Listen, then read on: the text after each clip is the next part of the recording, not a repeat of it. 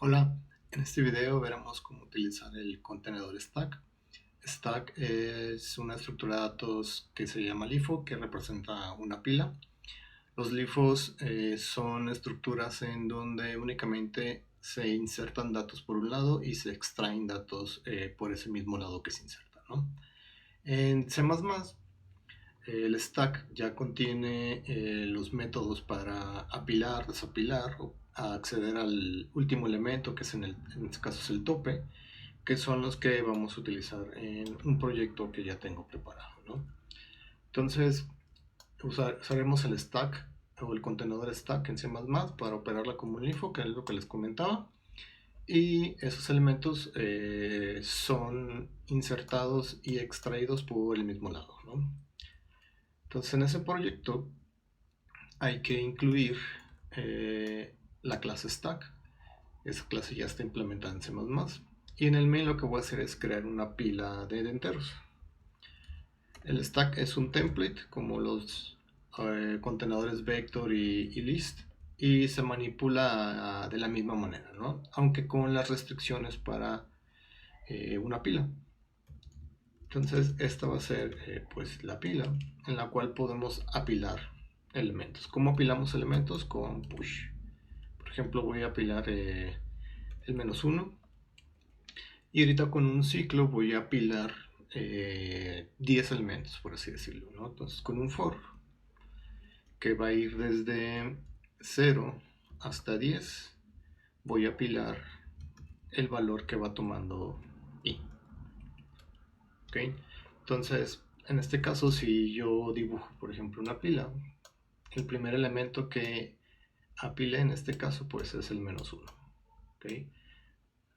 Con este for lo que va a pasar es que se van a apilar del 0, y como este es el lado por donde se apilan, voy a tener del 0 al 9 apilados. En el tope, en este caso, está el 9, ¿no? Que ahorita lo vamos a verificar utilizando el método top. Entonces apilamos elementos y podemos imprimir el tamaño que tiene la pila o el stack con el método size, como lo tiene el contenedor vector y el contenedor list, ¿no? Entonces la pila tiene un método size para obtener el tamaño, y podemos acceder al tope de la pila con pila.top. Okay. Voy a compilarlo.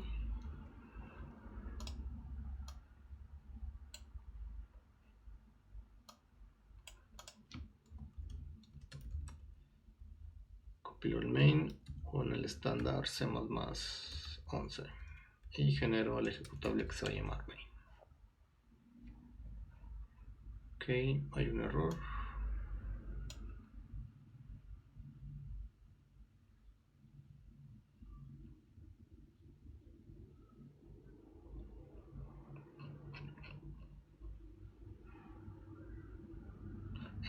Me faltó la L.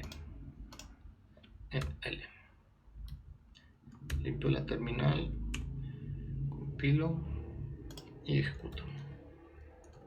Entonces lo que mostraría sería el tamaño de la pila y el tope. El tamaño, si nos regresamos al código, aquí lo que hace es insertar 10 enteros, o sea, del 0 al 9, pero previamente habíamos apilado el -1, entonces nos debería dar tamaño 11, y el último elemento en insertar debe ser el 9. Ok, entonces aquí está esa información. Si quisiéramos, por ejemplo, imprimir los elementos que tiene la pila, no podemos acceder a ellos por medio de los corchetes o por medio de un iterador, porque pues, está restringida la pila, donde únicamente podemos acceder al último elemento, y si quisiéramos acceder a los elementos tendríamos que desapilar. Para hacer como una impresión de la pila, lo que voy a hacer es crear una copia de la pila para no perder los datos. Es como la manera en la que podemos imprimir los elementos de la pila sin desapilar los elementos, ¿no? Sin perder los elementos, que en este caso es lo que hace el apilar o el push, ¿no? Para hacer la copia voy a crear otro stack de enteros y tiene un constructor que puede recibir otra pila, que en este caso va a ser la pila que tiene elementos del -1 y del 0,9, ¿no? Que es lo que imprimimos ahorita. Entonces, en este caso, en este main ya tenemos dos pilas, ¿no? Esta pila que está aquí y tenemos la otra que es copia, que en este caso la copia lo que hace es copiar todos los elementos de la pila para crear otra pila. Entonces tendríamos dos pilas con los mismos valores hasta ese punto. Los mismos valores me refiero a que están separados en diferente vector o diferentes listas, ¿no? Por lo que si itero, o sea, mientras la copia no esté vacía, voy a ir desapilando para ir imprimiendo la información. Por ejemplo, puedo obtener la referencia hacia el tope de la siguiente manera, ¿no? Como va a ser si quiero una referencia, en este caso, del elemento, con pila, o en este caso con copia, punto top, obtengo esa referencia, ¿no? Y si me coloco aquí en la función, es lo que me dice, ¿no? Podemos ver que regresa una referencia de tipo entero, ¿no? Esa es una manera de acceder. La otra manera es usando auto. Entonces, auto automáticamente al momento de compilar, en esta parte del compilador lo que hace es poner el tipo de dato.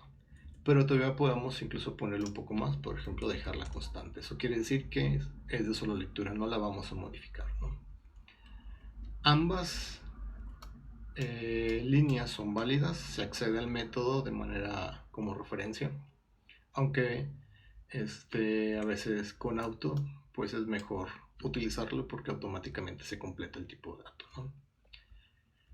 Entonces aquí es top, tenemos el tope y podemos imprimir ese elemento, podemos imprimir y dar un salto de línea. Entonces, como ya obtenemos el primer elemento, lo tenemos que eliminar con pop, ¿no? Entonces copia, punto pop, desapila el elemento que en este caso se obtuvo por top. Y así va a ir como si fuera decrementando, pero en este caso irá desapilando hasta que se quede vacía. ¿Okay? Cuando ya se queda vacía, ya no entra el ciclo y termina el programa, por lo que acá me falta un return 0. ¿Ok? Podemos probar, por ejemplo, que nos imprima el tamaño de esas dos pilas que tenemos. Por ejemplo, el tamaño de la pila que tenemos, pila.size, y después imprimir el tamaño de la copia, entonces copia.size.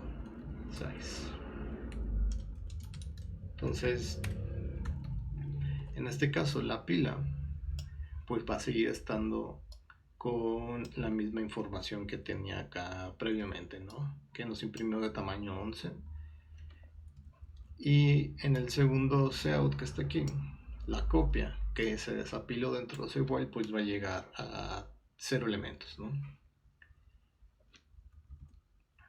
Voy a compilar de nuevo y voy a ejecutar. Ok, si recuerdan, el tamaño de la pila es de 11 y el tope es 9, por lo que al imprime primero el 9 y después todos los elementos, ¿no? Hasta llegar al último elemento que es -1. Después de ahí la pila queda vacía. Entonces aquí lo podemos verificar, la copia queda vacía por lo que nos imprime el tamaño de 0, ¿no?